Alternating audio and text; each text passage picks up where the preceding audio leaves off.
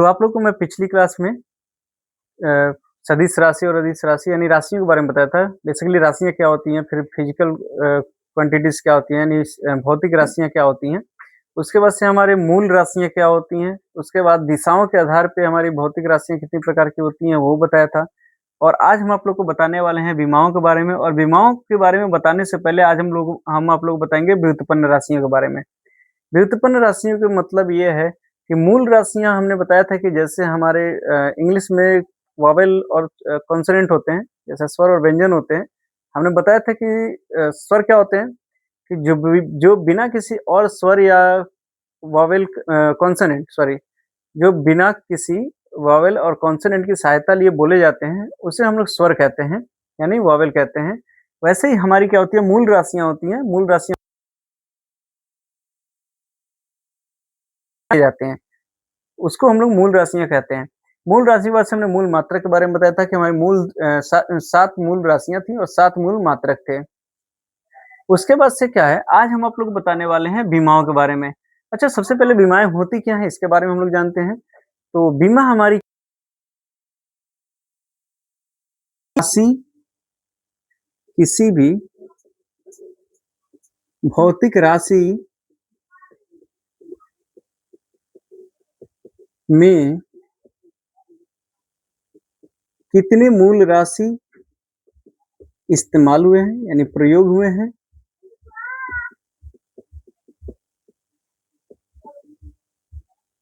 और उस पर कितने घात हैं, उस पर कितने घात हैं। अच्छा, यही सभी हम लोग जब बीमा पढ़ेंगे ना, तो ये पता चलेगा कि अगर किसी चीज़ का फ़ॉर्मूला हमको नहीं आया, तो हम फ़ॉर्मूला बना कैसे लेते हैं, ये भी अभी हम लोग यहीं से जान जाएँगे। तो सबसे पहले हम लोग एक-एक स्टेप चलते हैं। तो मैंने 7 मूल राशियाँ बताई थी, आप लोगों को शायद नहीं देखे होंगे हमारी वीडियो, तो चलिए मैं इस वीडियो में फिर से कवर करा देता हूँ। उसके बाद से तुरंत हम लोग व्युत्पन्न राशियों पे आएँगे, उसके बाद से बीमाओं पे चलेंगे।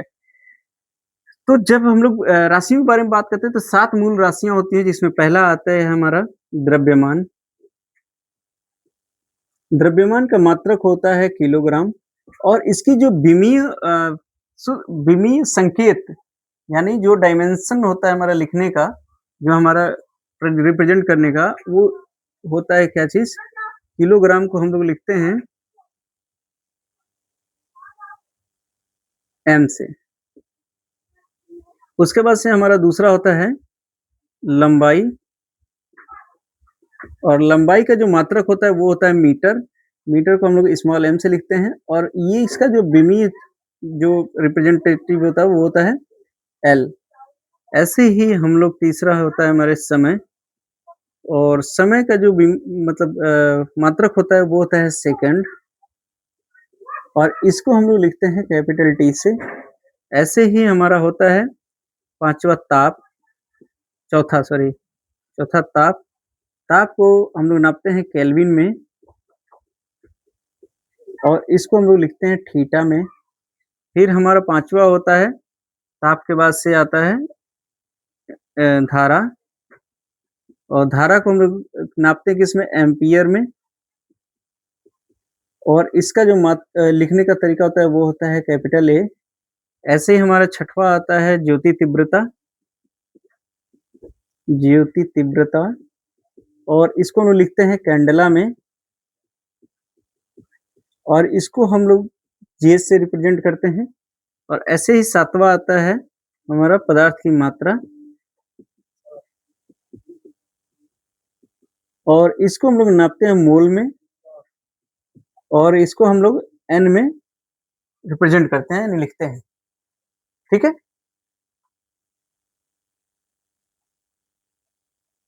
ठीक है। तो इसको एक बार और मैं यहाँ पे बता देता हूँ।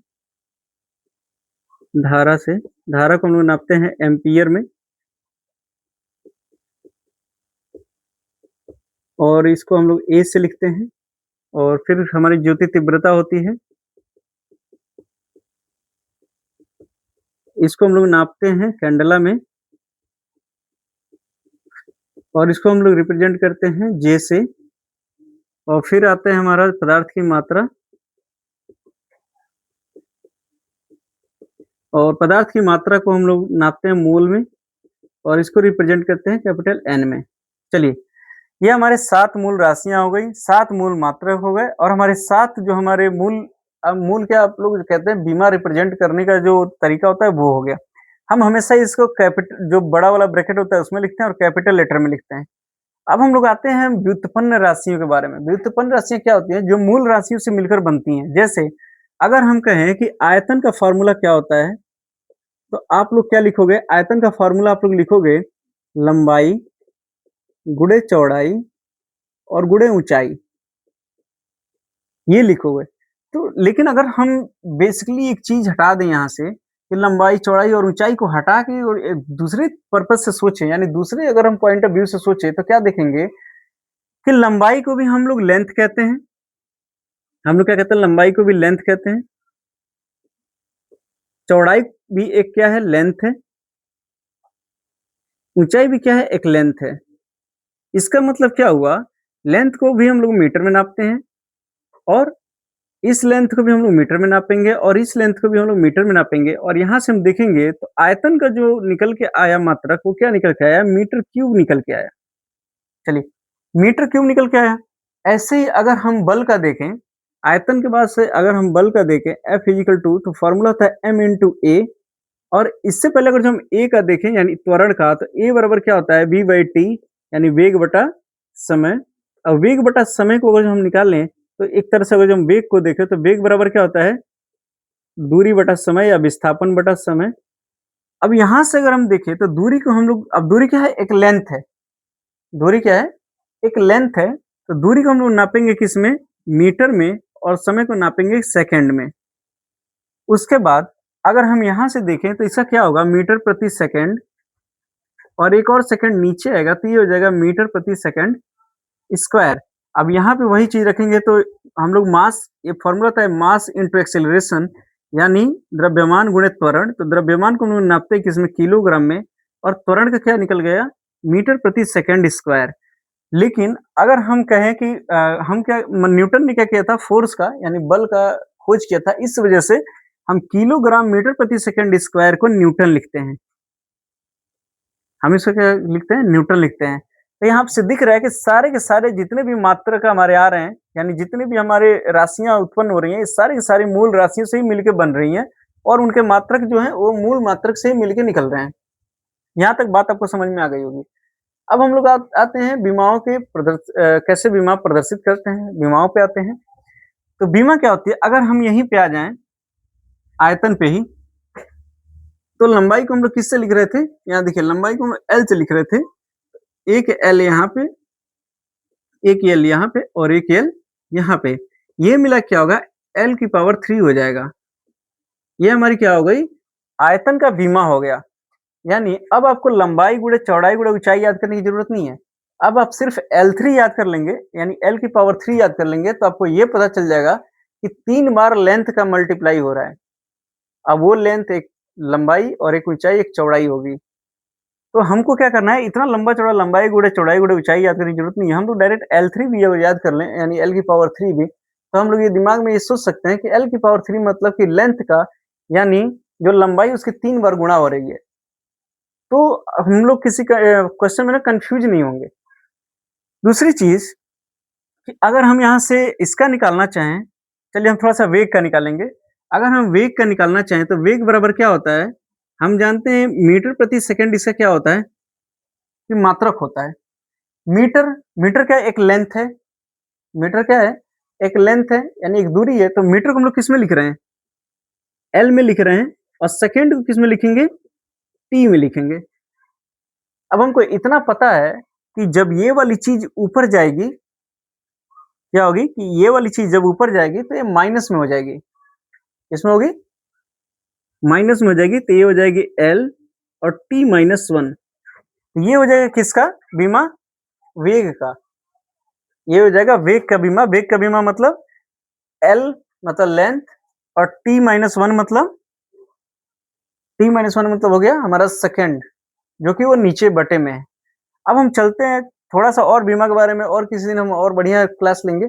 आज हमने आप लोगों से बोला था कि डायमेंशन से हम लोग कैसे फ़ॉर्मूला निकालते हैं, ये तरीका हम बताएँगे आप लोगों को और उसके बाद से हम एक दिन बढ़िया से सिर्फ बीमा पे कम से कम 1 घंटे की क्लास होगी, क्योंकि ये बहुत लंबा होता है। तो मैं आज फ़ॉर्मूला एक बता रहा हूँ कि कैसे निकाला जाता है, उसके बाद हम लोग इस क्लास को यहीं पे समाप्त करेंगे। तो हम फ़ॉर्मूला दिखाते हैं कि फ़ॉर्मूला निकालते कैसे हैं। आप लोग को ये पता है कि आवर्तकाल अगर जो हम निकालें इसका, अगर हम एक धागा बाँध के और एक सरल लोलक का धागा बाँध के अगर जब हम लोग घुमाते हैं, तो फ़ॉर्मूला होता है T = 2 पाई √L/g। एक काम करेंगे हम लोग यहाँ पे कि 2 पाई कांस्टेंट है, तो इसके ऊपर अभी हम लोग फोकस नहीं करेंगे। हम लोग क्या देखेंगे कि एक यहाँ से एक धागा है और यहाँ पे एक क्या है, कोई गोल वस्तु हमारी, जैसे मान लीजिए पत्थर वगैरह हमने बांध रखा है। तो ये टी जो आवर्तकाल है वो किसके किसके ऊपर लगेगा, एक तो इसके मास के ऊपर, एक इस धागे की लंबाई के ऊपर और एक जो गुरुत्वीय त्वरण हुआ उसके ऊपर। अब हमको ये नहीं पता है कि इन तीनों में हमको ये नहीं पता है कि इन तीनों में संबंध क्या होने वाला है। हमको इसके बारे में बिल्कुल आइडिया नहीं है कि इनके इन तीनों बारे में संबंध क्या होने वाला है, यानी फॉर्मूला क्या निकलने वाला है, लेकिन मैं अभी यहीं से सिद्ध करूंगा कि क्या निकलेगा। हम इसको कैसे लिख सकते हैं कि T बराबर M L और G यानी गुरुत्वीय त्वरण होता है। तो यहां से हम निकालेंगे इसको, तो ये क्या होगा L और नीचे क्या होगा T-2। तो इसको करेंगे तो क्या होगा L T-2 होगा। इसका गुरुत्वीय त्वरण का क्या निकल गया L T-2। लेकिन हमको ये नहीं पता है कि इसके ऊपर घाते क्या क्या है और क्या क्या आएंगे, तो ये हमको नहीं पता। तो हम लोग क्या करते हैं कि इसके ऊपर A लगा लेते हैं, इसके ऊपर B और इसके ऊपर C लिख लेंगे। तो यहां से क्या होगा कि T बराबर MA L⁻B और L⁻C इंटू T⁻-2C। यहां से हमको क्या दिख रहा है कि M तो अकेले है, तो हम M को अकेले लिख लेंगे। यहाँ से देखिए L इंटू L और B इंटू C है, तो हमको पता है कि जो बेस समान रहता है तो ऊपर का जो पावर तो क्या होता है, जुड़ जाता है। और T अकेले है तो T-2C ऐसे लिख लेंगे। एक चीज अब जो आप लोग के सामने आने वाला है वो क्या है कि यहाँ पे हमको ध्यान देना है। यहाँ पे क्या रखना है, यहाँ पे सिर्फ T है यानी आवर्तकाल, यानी सिर्फ समय है। तो सिर्फ समय का पावर जो है वो 1 है, बाकी L की पावर 0 है और M की पावर भी क्या है 0 है। और यहाँ पे क्या है M की पावर A, L की पावर B प्लस C और T की पावर -2C। अब यहाँ से देखिए, हम अगर A का कंपेयर करें, यहाँ से हम लोग क्या कर रहे हैं कि कंपेयर कर रहे हैं, कंपेयर करेंगे तो A बराबर तो 0 आ रहा है यहीं से, क्योंकि M की पावर 0 है, यहाँ M की पावर A है तो A बराबर 0 हो गया। अब देखिए यहाँ से दिख रहा है कि B प्लस C बराबर 0 आ रहा है, क्योंकि B प्लस C बराबर यहाँ 0 है। लेकिन एक चीज और दिखिए यहाँ पे कि -2C बराबर 1 है। यहाँ से देखें तो -2C बराबर पावर क्या है 1 है। तो जब यहाँ 1 आ गया, एक सेकंड, अब देखिए यहाँ पे -2C = 1 आ गया, तो हम यहाँ लिखेंगे -2C = 1, तो C बराबर क्या होगा -1/2 हो गया। अब C बराबर तो -1/2 हो गया, तो यहाँ पे रखेंगे हम B प्लस C वाले में, तो B प्लस C = 0 था, तो B -1/2 बराबर 0, तो B बराबर क्या होगा, ये माइनस के उधर जाएगा तो प्लस का हो जाएगा। यानी हमारा क्या आ गया, अब हम लोग फिर से क्या चलेंगे, पहले वाले पे चलेंगे। यहाँ पे क्या हम लोग यहाँ पे रख लेते हैं A, B और C।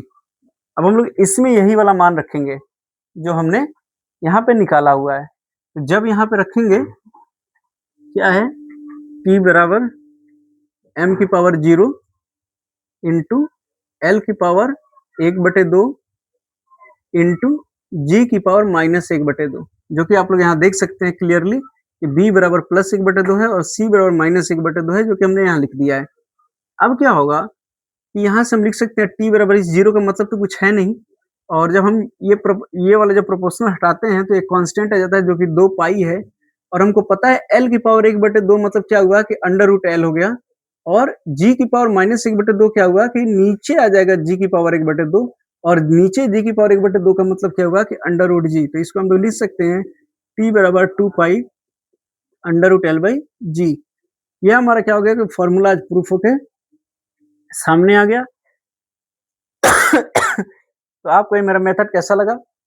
अगर आपको मेरा मेथड पसंद आया हो, तो मेरे पेज को फॉलो ज़रूर करिए और अगर यूट्यूब पे देख रहे हैं तो चैनल को लाइक और सब्सक्राइब ज़रूर करें। Thank you.